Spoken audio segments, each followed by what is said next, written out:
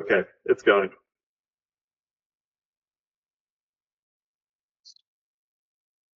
Cool. Thanks, Russell. I didn't see any agenda on the tool docs. Feel free to bring up something if you want to talk about anything related to the Iceberg REST spec.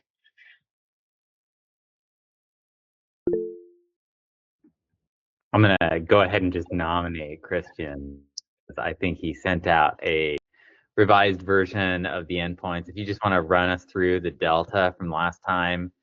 And sure. So yeah, so events endpoint, there is really just one small change compared to what we talked about last time, and that is we have now, instead of having a recursive actor, so before, as part of the actor type component, we had a assumed by field. And well, the reason for that was that, you know, it might be interesting for, if a role performs an action, it might be interesting who actually assumed that role, and to kind of have a chain.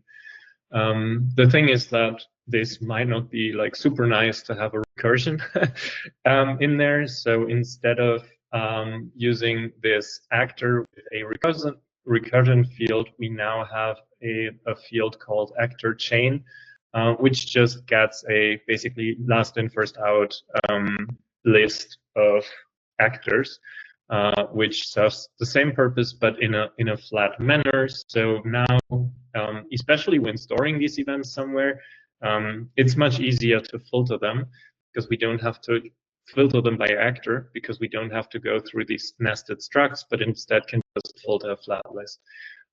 Yeah, this came out of a comment from Prashant last time, and this is the only thing that changed from last time. So yeah. Did I get the right link? I just copied the link from last time, but that's pointing to a specific commit version. Is there an updated link that we could use for the latest? Yeah, so I guess so. I mean, the GitHub pull request is up to date. Do you mean the specific diff? Oh, okay. Okay, hold on. Let me just use the PR instead of the. Yeah, I can also, if it helps, I can just share my screen and show this change in the top. That might be the easiest. Okay, yeah, sure. Let me go ahead and share my screen.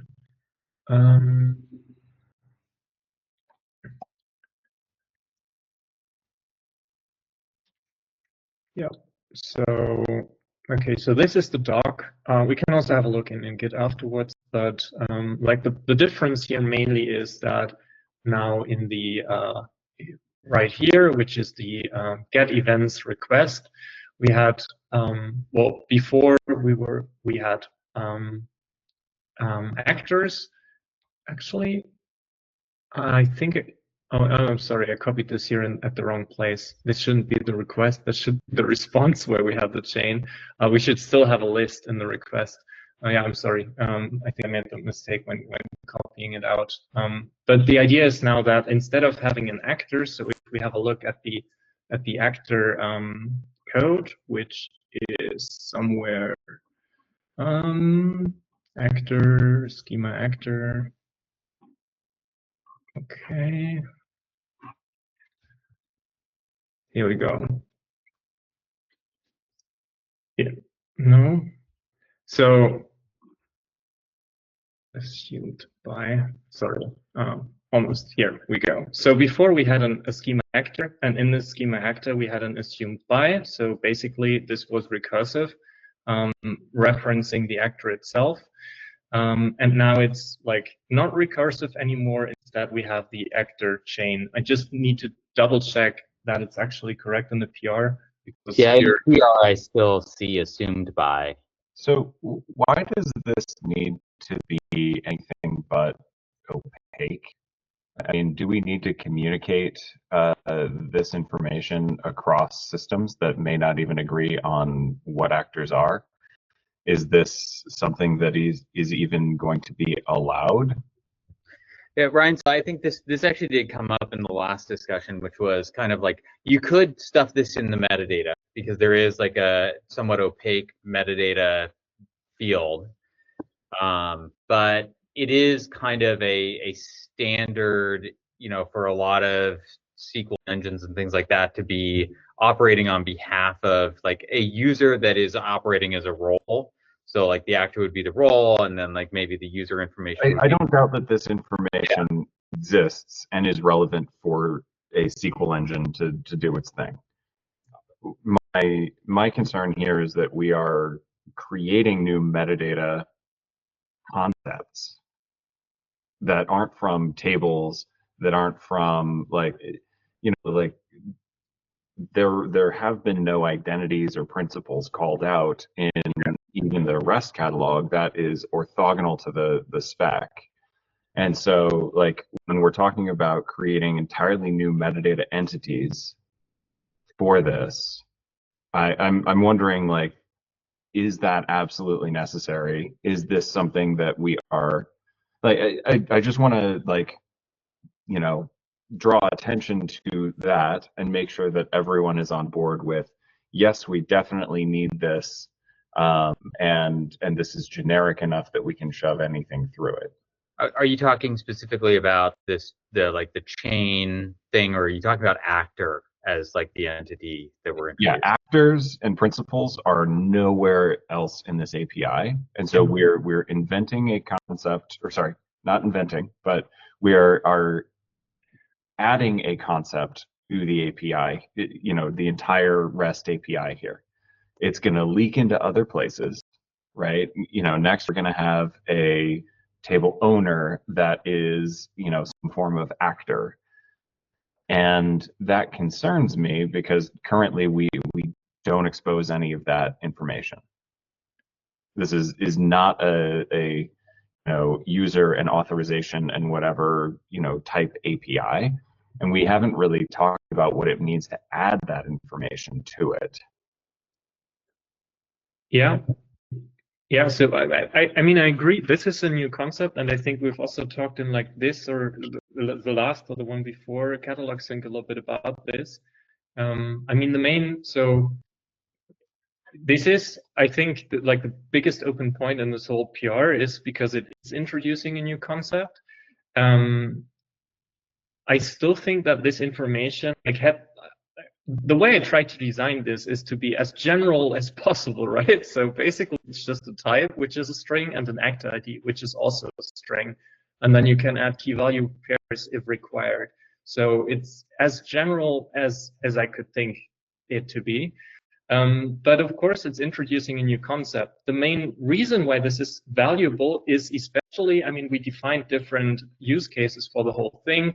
And like hiding this away just in some properties that we might return would be hard, right? And this is super valuable information for audit. What is the use case for exchanging this at all? So one of the use cases we have is audits, right? So we want a list of events. We want to see who changed what, right? And we are missing the who part otherwise, or we would have to hide the who part away in some properties like hash map string somewhere.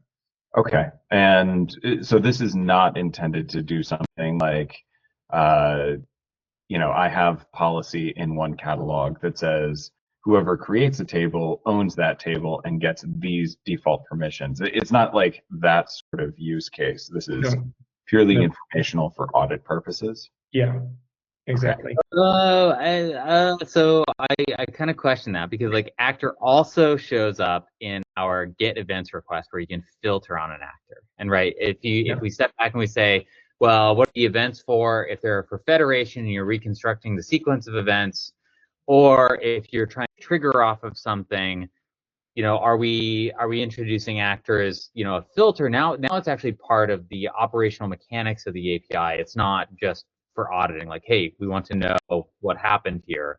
Like somebody's going to introduce this as a filter, and then the expectation is I can drive things off of identity. So I'm not actually arguing against it. I think the question is, like Ryan is pointing out, like we are introducing something new. Does this cause other issues or conflicts. Because like, well, what happens if, you know, the identity or the actor is not consistent with whatever the surrounding like security identity, which we don't define? You know, are there any conflicts there where it's, you know, there's confusion that gets caused? I was very confused by this.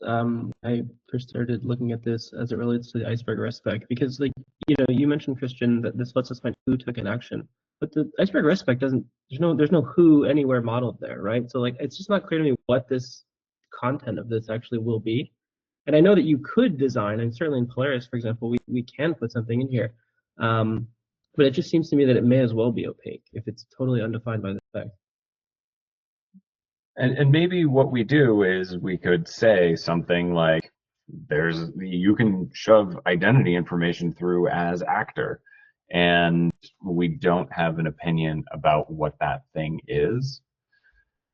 You know, even then, I wonder if that would be something that we should hold off on standardizing, just because we don't know a whole lot about it right now.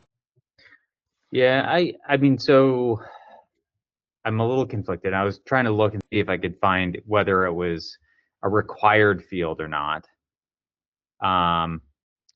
So it's not required now. So it's, if you check in the event, so I committed the active chain. I don't know what happened to my commit. I didn't get rid of the assumed by, but in a different place. So I see it actually. I see both versions of it in the commit. So like, I somehow probably forgot to stage something. But in the YAML here, so we have the active chain as part of the event. And this is not a required field, right? So it's completely optional. Yeah. So yeah, it's not required. And then of course also in the filter, it's not required. It's just a place where we can put this.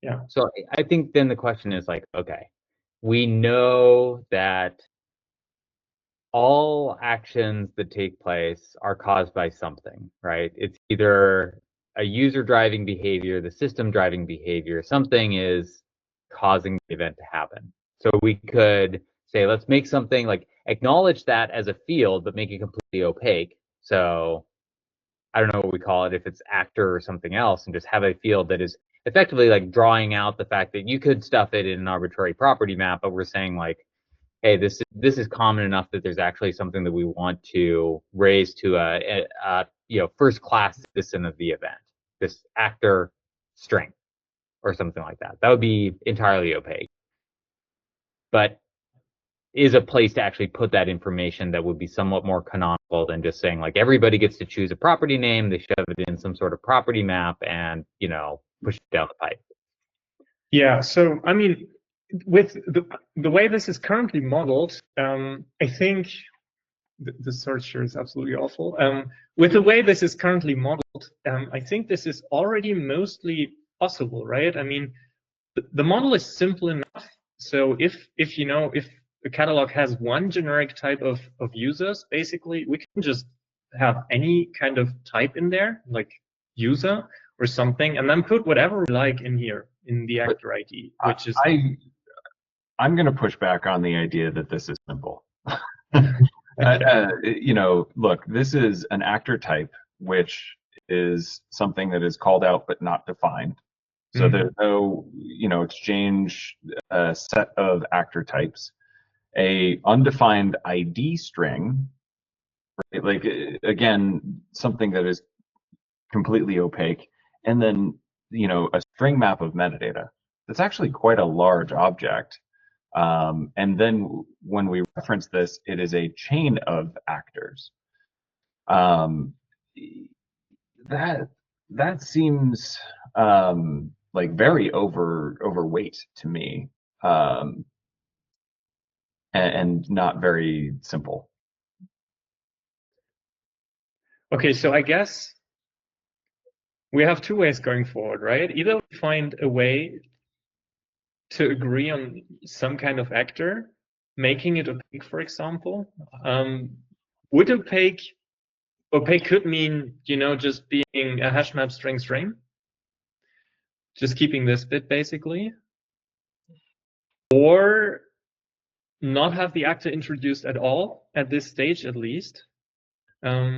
Although I would argue that this is something valuable, and we currently don't have another way to filter based on custom attributes. So let's pause on filtering. Yeah. I think the argument for putting this in is that we all know where to find this information, right? So yeah, it's going to be an event has an actor, and that actor describes who did it. Yeah. The problem, though, with stopping there is that we have no information about what the actor actually is. And so, like you said, well, maybe it's a string-to-string map, or maybe it's just a string, or like if we don't even know how to interpret these objects and parse them into some in-memory representation other than this is just a JSON blob, then we've already had situations in which we've said, okay, we're just going to make it string because we don't want the complexity of not even knowing what JSON type it's going to be. And so, like, I think if we're going to stop at there is a named property that has something in there, that's not going far enough. And I would probably take the property out and say, like, can we standardize this later and know that, like, you're free to add a Polaris actor or Polaris principal or that metadata to your events, but it is not specified how that looks. Yeah. So are you advocating for a string type or against having anything in there? I'm saying that I think unless we go to some level of detail, kind of like what you have here, but probably more detail than what you have here, and say this is how we're standardizing an actor type, there's not a lot of value because I don't really know how to interpret these things. So yeah. No, okay, not cross catalog probably because we don't have the standardizations there, right? But I mean, the actor is very tightly coupled to the authentication of a catalog. So in the moment that you connect to a catalog, you are in the context of that catalog, and in that context, identities are well defined, right? So I don't know, if I have an OAuth catalog, like I would expect the actor ID to be my subject, right? Just because this is the context that I'm currently in. So this is a different point, though. Sorry, go ahead, Eric. I was just going to say that we certainly need to make affordances for catalog-specific events and attributes. But if they can't go cross-catalog, I don't know. It seems strange to canonicalize actor, but to do it in such like a halfway where it's just two streams, right? Yeah. I also think that it's not obvious, at least for OAuth, what actor ID would be, because some systems will give you an identifier that is not the subject, right? It'll be like, oh, this is the ID for this thing, and I think isn't Okta one of these? But yes. The subject is something different. So yeah, you can. I mean, you can specify the subject claim also in Trino and in other systems, right? But again, this is clear as soon as you connect to the catalog. It's clear which field is used. Yeah, but so it should be a little bit like either more specific or probably not at all. I think, like, going back to we understand that there is something in this space. Like, we want to be able to represent somehow that somebody did this thing. Yeah.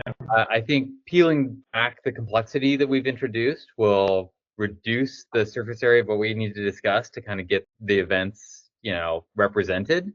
And we can either iterate that on it in the future, or we find out that, hey, actually just like stuffing a JSON representation in a string field is actually plenty for all the cases that we have, right?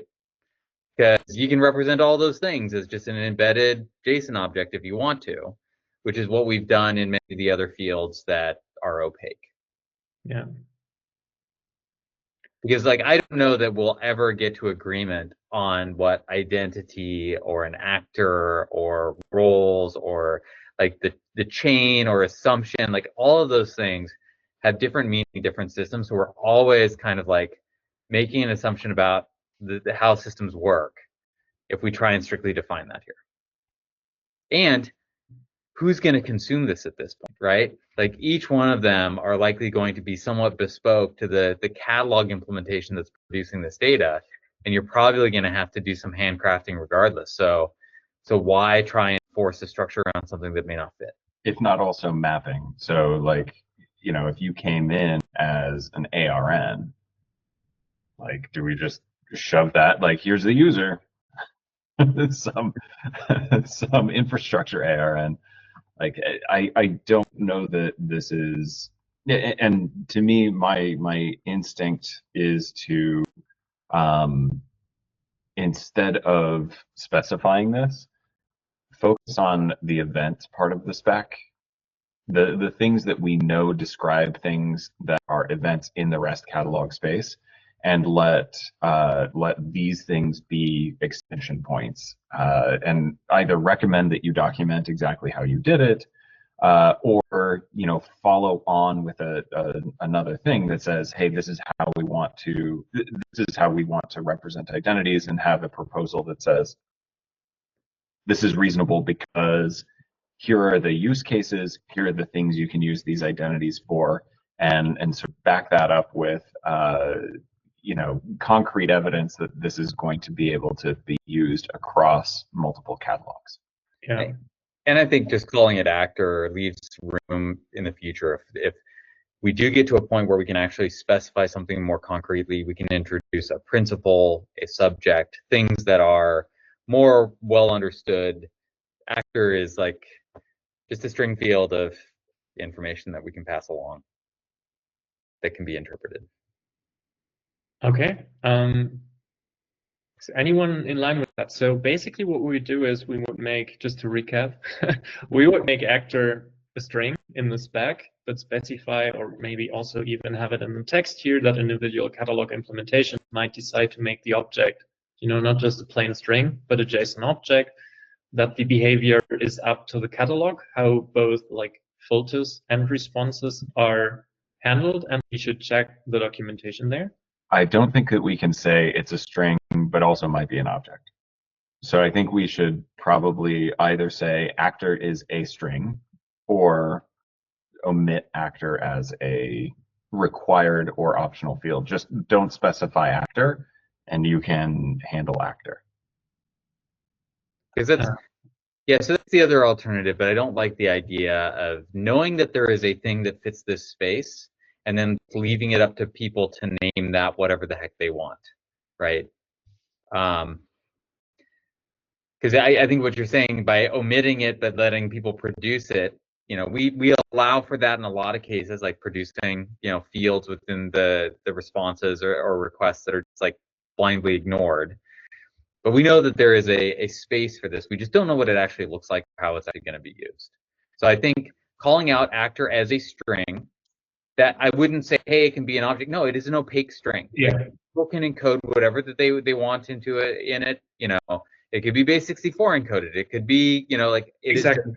Yeah. But we should also call out that the intent of the field is for use cases where you need to know who did it, and it is recommended at the least that this is you can always say, we're going to have actor details or something like that as a parallel field that gets shoved in there. Actor is probably something that needs to be human readable in order to meet the use case of I'm using this event log as audit log. I don't think we need to tell people how to populate it. Fair enough. I'm good with actor being there as a string. Yeah. I would certainly not recommend putting a base64 encoded value in there, but Yeah, I'm not encouraging that. I'm saying, like, yeah. Once it's opaque, when we say it's opaque, we don't get to tell people what to put in it. True, and I agree with that.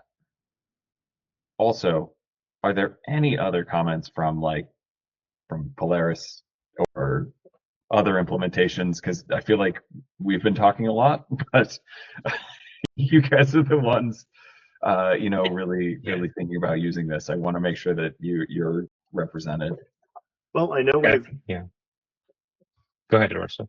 As I say, we were recently just having some talks on the debugging end that we would really like there to be user agents associated with events, because that makes it much easier on the tracking side, especially with retries and tracing certain things. But I think Eric and Yufei probably thought about this more than I have.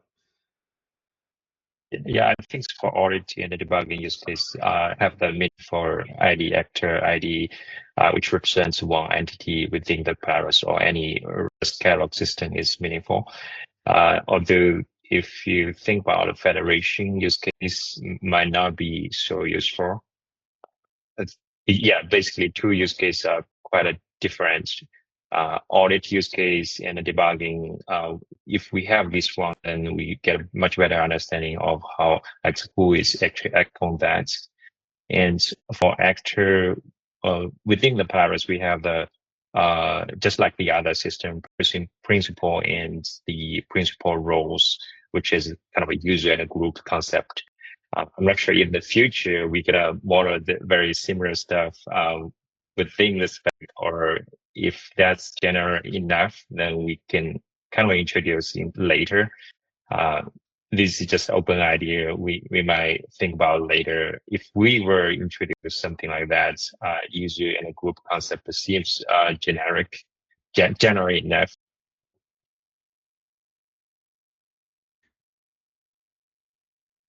So the one thing we didn't really cover is, and Christian, maybe you could point to how this overlaps with what you were originally thinking about filtering. I'm not sure that I fully understand the use case of filtering on, the actor. And it may just be that, like, maybe some of the use cases were not fully explained, because, like, for like a federation use case, like I don't see why you would filter on actor. For an auditing use case, again, like if you're taking this data and you're pouring it into some sort of persistent store, like maybe an Iceberg table, I don't know, you would be able to go and do that filtering based on, like, the actor field, but it wouldn't necessarily need to be in the API. So, like, what kind of use cases are we talking about for, like, this filter? So regarding, like, actor filtering, like what I'm mostly using it for in other systems is actually for development and debugging. Just knowing what happened, what I performed, right? I made something didn't work out well with what I did, and I just want to get, like, all the operations that I did to modify this certain table. So I just want to put my user ID in there, and then get all my information, for example, and then just see what I did onto this table. Or I have a user on a technical user. I want to debug why it's not doing the right thing. So I filter for actions and events that this user did. I just get them. I mean, basically the use case of, for auditability, I guess if it's in Iceberg, it's just a different time frame, right? If we have the filter already in the API, you get the information immediately. If you write it out and filter it there, you get the information later.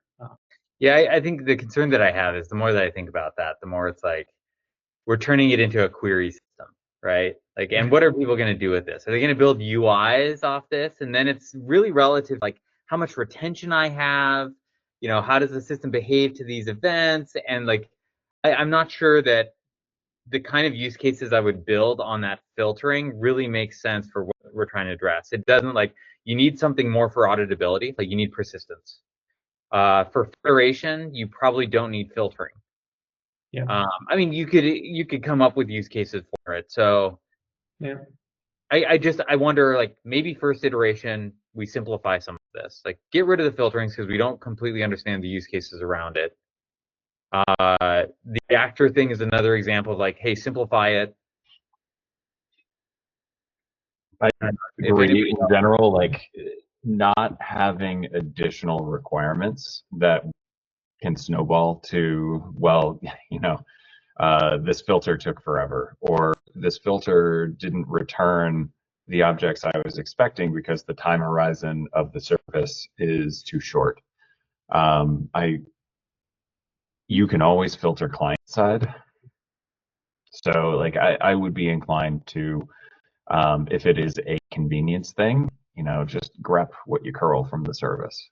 Unless there is some like really meaningful use case that can't be done by client side filtering. Yeah. And Okay. I also just kind of feel like filtering will always fall short of what you can do with a query engine, right? Yeah. Yeah. Absolutely. Okay. So I'll try and simplify the actor to be an opaque string. And then for, yeah. And then for the filters, I think I'll try to find an extension point in a way that maybe catalogs can add their own filters if offered. I was planning to build a UI around that, yeah. That does make sense to me, that like you may have more than what the spec requires. Yeah, and I would actually, like, we've done this in cases where it's like, you can, if it's a query param or something like that, and you specify the event type and you just want to see those events, or however you want to do it, I think that that's fine, especially if you're building your own stuff on top of it.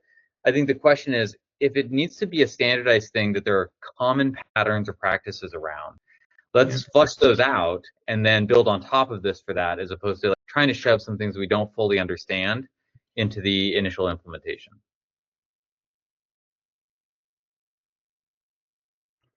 Yeah. Is anyone okay with that? Any other comments from this round?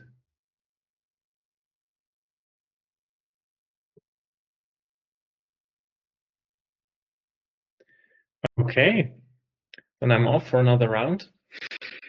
Thank you. Yeah. Thanks. So I got one question for the customer types right now, because we already have a predefined multiple types.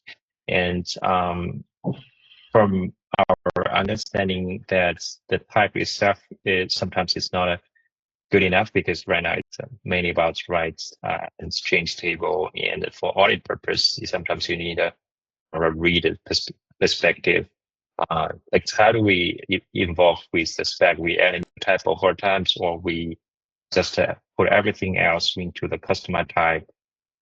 And in case of the multiple catalog implementation, if the federation happens, right? For sure, federation is most care about the rights and the change of that table, but not read. But in case you need to introduce new stuff, then still kind of like, if we don't standardize certain type, it's still not usable across multiple catalogs. I want to hear your thoughts on how do we support a more type in the future.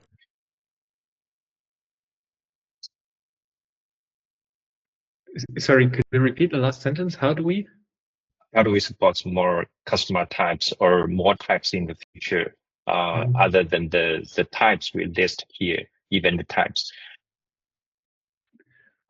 Okay, I mean, so we currently do have, now I'm not sharing my screen anymore. We do have a custom operation type in here, right? So my goal was to, let me share this again. So hope I'm sharing the right screen. Yeah, I am. So we do have a custom operation type in here, right? And this custom operation type has a prefix that is guaranteed not to collide. Like this was my intention of having like the X in front of it. We can also think about different things here. But basically, this is the point of interoperability. I'd rather like not, so the custom operation type, we do have this like as a type, as an operation type, which is just, you know, a free field string prefixed with something that is guaranteed to not collide with anything that we add in the future. And we have the same for responses. The idea behind that is a little bit that, like, I don't think it is good, like especially if we have enums to, you know, add custom types, specific types in there, because then if we would ever, you know, generate something from the spec, from the overall spec, clients wouldn't be able to deserialize maybe because they don't have a sub-enum type and they don't know it. So like this was my approach to extendability, to have this for, well, custom operation types and then also for the custom response somewhere. So I've got a concrete example of like why we may need to at least consider like how we evolve those types, which is there is a proposal out there to add rename namespace, or like what is the yeah, I think it's namespace. Yeah, rename. namespace rename. Yeah, so that would be kind of like a formally defined type. And then I think it's more about like how do we tell people how to handle enums and the evolution of enums, right? Because I think we need to lead in with the idea that that list will expand. We can't say that we understand the universe and this is all the enums that'll possibly exist. Yeah. But that does create the potential that you identified, which is if people are generating off of the spec, they may start to receive things that they don't know about. And I don't know what the answer to that is. I mean, I think what you would do is you say, if you see event types that you don't understand, ignore them.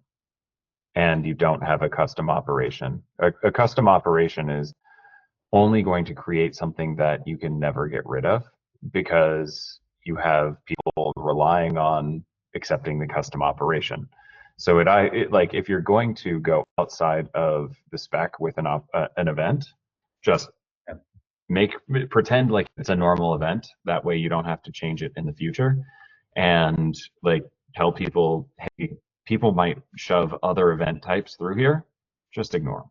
Yeah. I mean, the other option is you can, you know, we have the versioned path that we don't really take a lot of advantage of or have the mechanism to update. So you could say like, hey, if we formally introduce things, we need to, you know, bump the version in the path.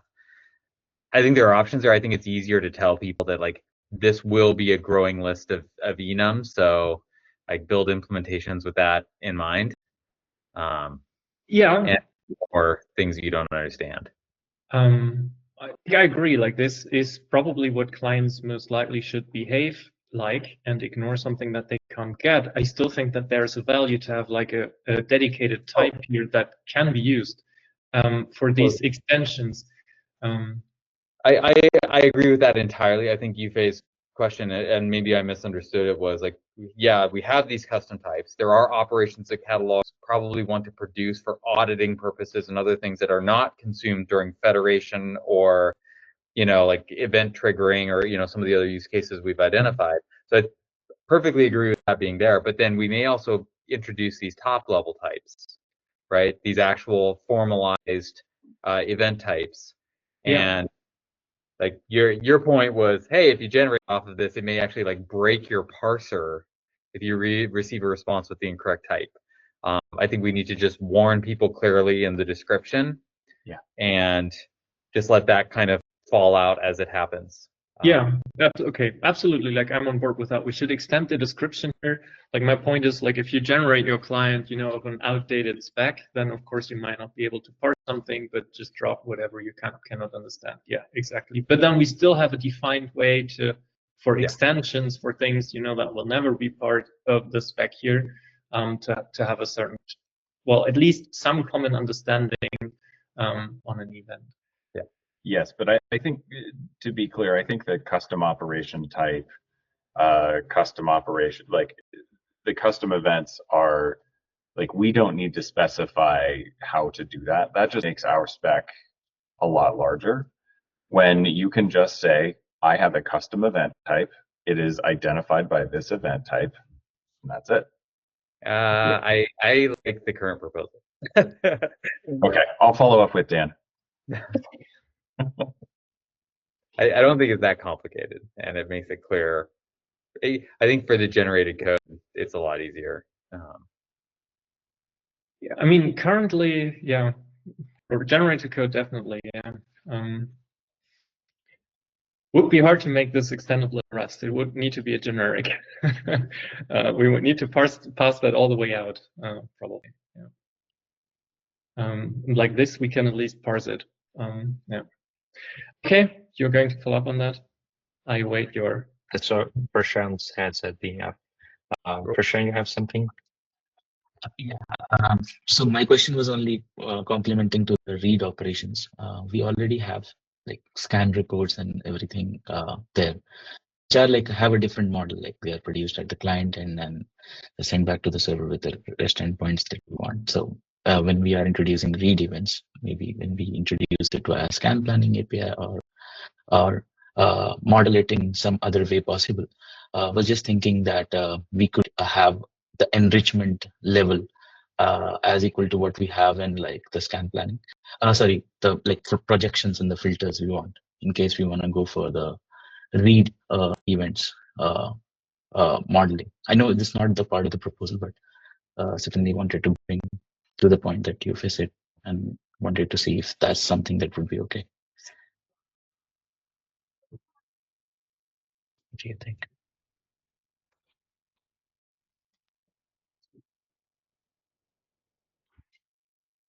Maybe we should discuss when we are discussing about the read proposal. I think further extensions could be probably done later. Like we know that we're going to need to extend this, and probably best to like remove scope right now to get it in rather than add scope. Would you agree, Christian? Yeah, I do. Okay. Right. Any other questions for this design?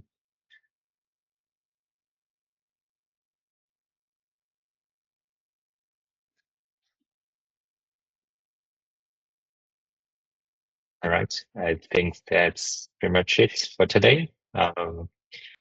Thanks, everyone. Just in case, like this is the last chance, just in case you have anything to discuss, please speak out. And otherwise, we just stop here and get us 0 minute back. Maybe just as a follow-up from like last time's discussion, what's the current state of the drop cascade for namespaces?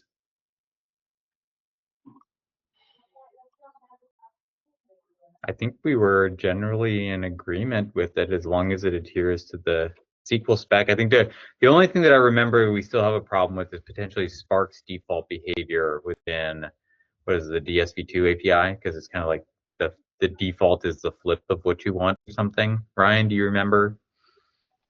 I'm sorry, what? This is like, well, okay, so we had, was actually, Christian, was your question about the drop namespace with purge or with cascade? I think we kind of agreed that we don't need the purge flag, that we just need the cascade flag. Right. I'm just saying that, actually, I'm not sure exactly from whom this proposal is, but I think like probably we need a new version there. And I was basically just asking if one's ready or if someone's working on this. I don't know who made the proposal. I don't know either. Is this just to support the Cascade like names? Meninderjet? But like a keyword in your SQL, like drop namespace per, or sorry, cascade. Cascade. Yeah, the discussion was around, so pretty much everything supports Cascade for namespace drop. Yeah. But then there was the additional question of, well, we support purge for table. Should we have a purge for namespace? And the answer was no, because it's not standard in the SQL. And if you really need it gone, you should just call purge on each individual table. You have a way to do it, and it's non-standard to try and introduce the. So. Yeah, do we need a V2 of this to do that? Sorry, I'm asking dumb questions because I missed the last time. What do you mean a V2? Do we need a V2 of the drop namespace route for this? Is that because I thought, Christian, isn't that what you were saying? We can just add the query param. Yeah, last time we were just discussing about like the nitty-gritty details, I guess. Like, do we need a purge or not? Yeah, I don't And think so. what should happen if the cascade flag is specified, like under certain circumstances? Like, what should the catalog do? Well, I think the catalog either, like, you would either cascade or you would fail and say, this is a non-empty namespace.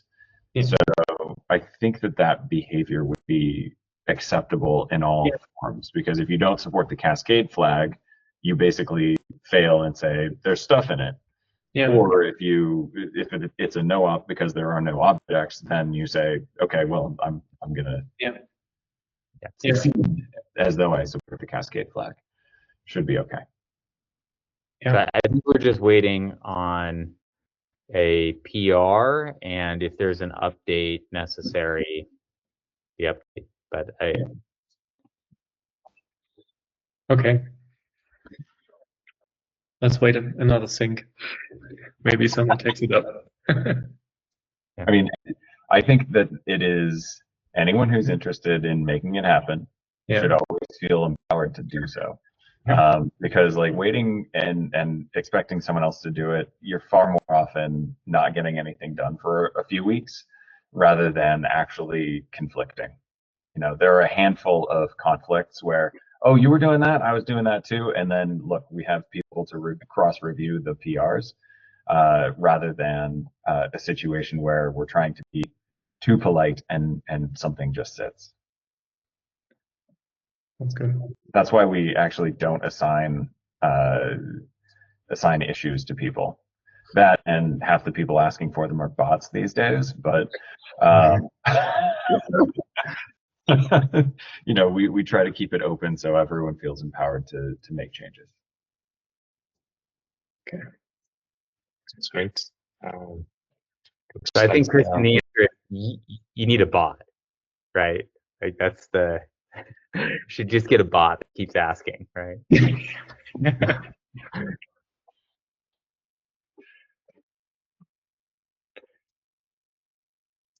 All right, so looks like that's it. Thanks everyone for the discussion. Let's finish here and see you next time. Thank you. See you then. Bye-bye.